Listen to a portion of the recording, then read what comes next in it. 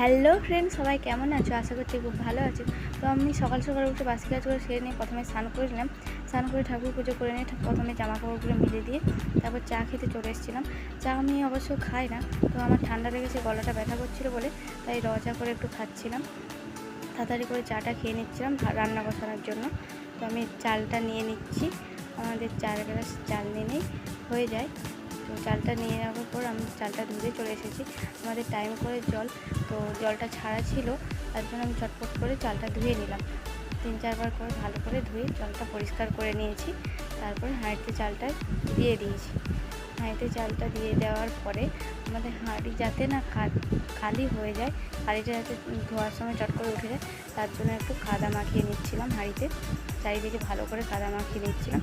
তারপর ধোয়ার সময় এই কাদাটা তুলে দিলে ভালো করে পরিষ্কার হয়ে যায় হাঁড়িটা। তারপর আমি উনুন ধরে নিয়েছি আর ভাতটাও বসিয়ে দিয়েছি। এদিকে ভাতটা হতে হতে আমি সবজিগুলো সব কেটে নেব। তো আমি এখানে কুমড়ো শাক কেটে নিচ্ছিলাম, আর ওদিকে আমার শাশুড়ি মা সজনা শাক বেছে নিচ্ছিল। আর আমাকে শাক বাছতে বা কাটতে কোনোটাই ভালো লাগে না, তবুও কাটতে হবে, কী আর করা যাবে। তারপরে আমি এখানে শাকে আলু আর বেগুনও দিয়ে দিয়েছি। শাকের তরকারিতে আলু আর বেগুনও দিলে ভালো লাগে। তারপরে আমি শাকটা ভালো করে ধুয়ে নিচ্ছিলাম যাতে এর মধ্যে কোনো বালি না থেকে যায়। শাকটা ধোয়ার পর শাকটা আমি রেখে দেবো, এর মধ্যে জলটা যাতে বেরিয়ে যায়। তারপরে আমি এখানে আরও সবজি কেটেছিলাম, এই যে ঝিঙ্গা আর আলু কেটে রেখেছি, আর এদিকে ডালটাও ভিজিয়ে রেখেছি। ডালটা ভিজিয়ে রাখলে তাড়াতাড়ি সেদ্ধ হয়ে যায়। আর পেঁয়াজও কেটে রেখেছি। এভাবে সব কিছু জোগাড় করে রাখলে রান্নাটা তাড়াতাড়ি হয়ে যায়। এদিকে সবজি কাটতে কাটতে আমার ভাতটাও হয়ে এসেছে। তো আমি দেখছিলাম ভাতটা হলো কি হলো না। তারপর আমি খুন্তি দিয়ে নাড়িয়ে নিচ্ছিলাম। এই ভাতটা দেখছিলাম হয়ে গেছে। তারপর আমি ভাতটা থেকে মাঠটা ঝরিয়ে নেব। আমি মাঠটা এখান থেকে ঝরিয়ে নিচ্ছিলাম। এই যে মাঠটা আমি ঝরিয়ে রাখার জন্য হাঁড়িটা উপর করে রেখে দিয়েছি। আর এদিকে আমি কড়াই গরম করে এর মধ্যে তেল দিয়ে দিয়েছি। তেল দেওয়ার পর তেলটা গরম হয়ে গেছে, এখানে আমি লঙ্কা ফোড়ন দিয়ে দিয়েছি। এর মধ্যে আমি পেঁয়াজও দিয়ে দিলাম। আর তারপরে আমি পেঁয়াজটাকে ভালো করে ভেজে নিচ্ছি। এটা কুমড়ো শাক রান্না করব, তো কুমড়ো শাকটাও দিয়ে দিলাম এর মধ্যে। কুমড়ো শাকটা দেওয়ার পরে আমি এভাবে নেড়ে নেব কিছুক্ষণ।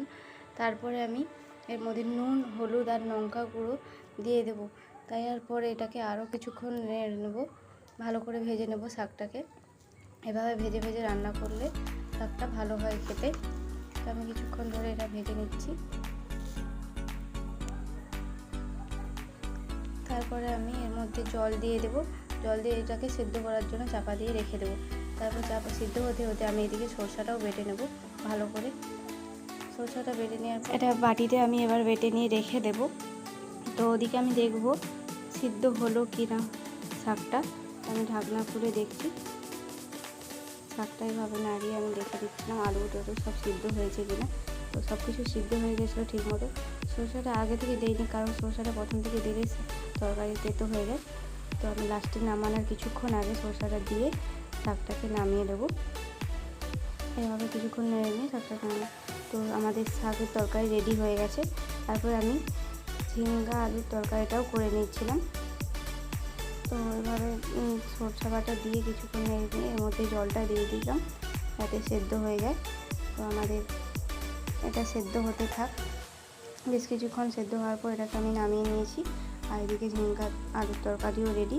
তারপরে এই যে সজনা শাকটা আমি সিদ্ধ করে নিয়েছিলাম প্রথমে। তো সিদ্ধ করে নেওয়ার পর তারপর কড়া ধুয়ে এর মধ্যে তেল দিয়ে লঙ্কা দিয়ে দিয়েছি, শুকনো লঙ্কা। তারপর এর মধ্যে পেঁয়াজ কুচিও দিয়ে দিলাম। পেঁয়াজ কুচিটা কিছুক্ষণ ভেজে নেওয়ার পর লাল করে এর মধ্যে শাকটাও দিয়ে নিলাম। তো শাকটা ভালো করে ভেজে নিচ্ছি এখন। তো তারপর শাকটা ভাজা হয়ে এসেছে। তো শাকটা ভাজা হয়ে গেছে, আমি এর মধ্যে নামিয়ে দিলাম। তো কেমন লাগছে বলো। তারপরে শাকটা ভাজা হয়ে যাওয়ার পর আমি ডালটা যে ভিজিয়ে রেখেছিলাম ডালটাও সেদ্ধ করতে বসিয়ে দিয়েছি। তো আমাদের রান্না কমপ্লিট হয়ে গেছে আর আমি এদিকে খেতে বসেছি।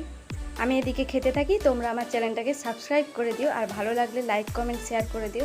দেখা হচ্ছে নেক্সট কোনো ভিডিওতে। চলো টাটা। ভিডিওটি দেখার জন্য অসংখ্য ধন্যবাদ।